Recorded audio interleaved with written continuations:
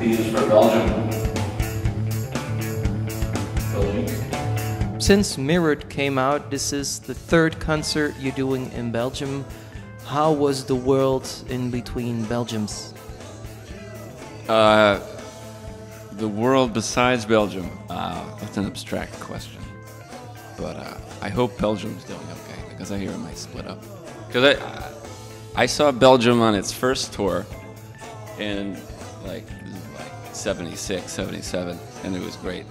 And it's been going strong, and I hope it keeps making records. I love Belgium. You think it's a good band, Belgium? Yeah, it's pretty good. Is this due to the variety of people speaking different languages in one band? You think that's a good thing for a band?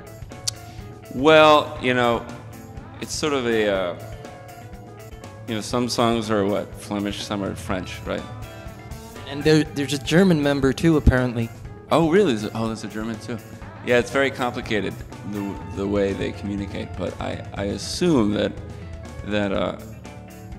Belgium is more than just frites and beer and chocolate, Congo and everything.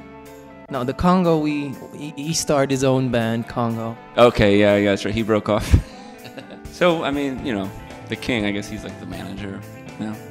Like, who's the king in battles? Oh, me. Who's the prince? I'm really not the king. But I say that because nobody else is here right now.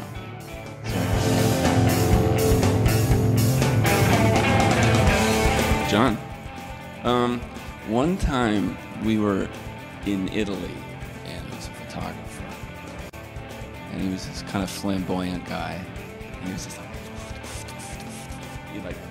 all over the place, kind of like a nut. And I remember he looks at John, he goes, "Your mind, it is like a mountain." And John was just like, it's the grumpy old man, the guy that almost never smiles. Does he have a good sense of humor? yes, he does smile. And then he looks grumpy the rest of the time. Kinda. I mean, I don't think he thinks that he's like that, but he is. I mean, but he's a man. Also, another story about John that I like was Dave, the bass player, has an aunt or something like that, or like an aunt's cousin or some distant relation. She was like, she's from Massachusetts, where they have this like really thick accent. She's like, "Oh God, I love that guy. He's just a classic man, smoking cigarettes, looking tough." Yeah. Oh, he gives the eye. I know he does. He doesn't understand what we do. He's the drummer. He hits his drums very hard, and then he doesn't know where the other sounds come from. He doesn't care. He just like, if you're not making like what? I don't know. But it works out. He's a good drummer. Except from having a weird name, what kind of a guy is he?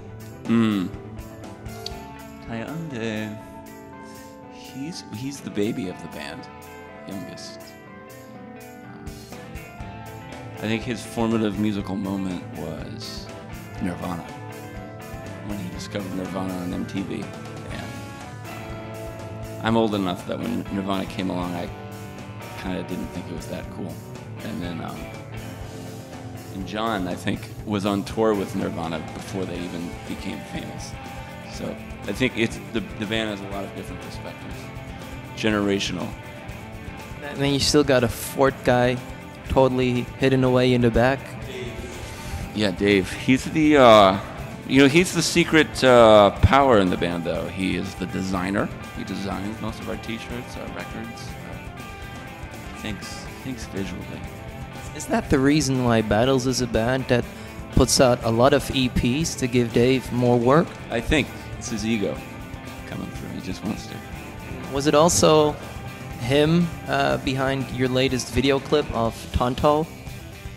No, that was these guys from London called the United Visual Artists, and they did it in collaboration with Warp Films. Warp, our record label, has a division called Warp Films, and they put the whole thing together. Really, it was good for us because we we've been on tour since March or April, and we just haven't. You know, it's like every day we're doing this. So we don't have time to think about making like how do I make a new music video? So we had a day off in August, and it was in Wales, and they had this stone quarry. And they set the whole thing up, and you know, in a lot of ways we just had to show up. I mean, they consulted with us and said we're going to do this and this, and we said that sounds good. Yeah, it's a good combination.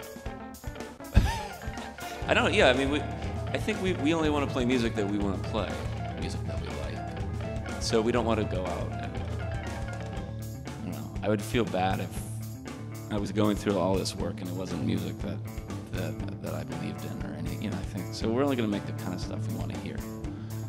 And from there, I mean, that's the basic assumption. And from there, if people come, then that's great. You know, I mean, we have fun when we play, and you know, we don't think of it as this like serious academic chin-stroking music. So we expect.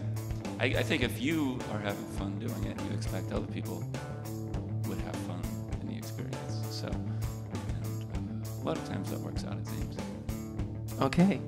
I think we now finally understand what kind of band Battles is, so thank you for sharing this with us. Don't break up.